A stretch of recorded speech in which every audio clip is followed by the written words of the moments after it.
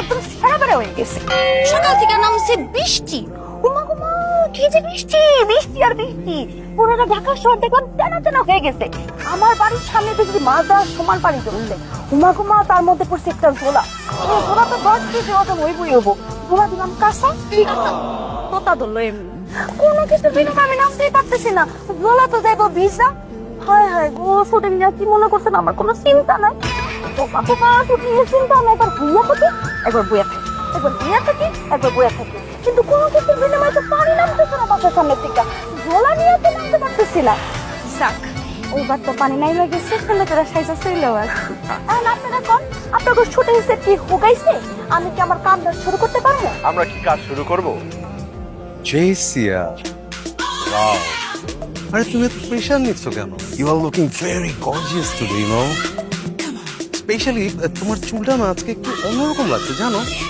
সবকিছু মিলিয়ে তোমাকে কিন্তু আজকে অনেক বেশি সুন্দর লাগছে। কিন্তু তার জন্য না দেরি করে ফেলাচ্ছি।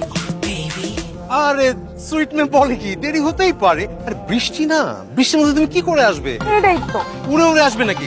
একদম দেরি হয়নি, তুমি একদম ঠিক টাইমে এসছো নাকি ডিরেক্টর? ঠিক আছে না, আমাদের তো কোনো সমস্যা হয়নি। না না, আপনি ওর বসার জন্য তাড়াতাড়ি একটা জায়গার ব্যবস্থা করে দিন, একটা রুম দিন। প্রোডাকশন না, প্রোডাকশনের লোক আপনি? না মানে আপনি তো নায়ক নাকি? ইয়েস, প্রোডাকশন আছে না, হ্যাঁ কই বইবো কই হইবো, প্রোডাকশন দেখবে। রাইট রাইট, তাহলে এত কথা কোন কি লিগা? এই মেকআপ, জেসিয়া বেবি, এই নায়িকা গরব কোথায়, নায়িকা শশা কোথায়? কুচি কুচি কুচি কুচি করে কেন মুখে মারো নায়িকা, নায়িকার না, এই নায়িকার সামনে দাও। সব আছে সব আছে, সবচেয়ে আগে আমাকে ফিনিশিং টাচটা দিতে হবে বেবি।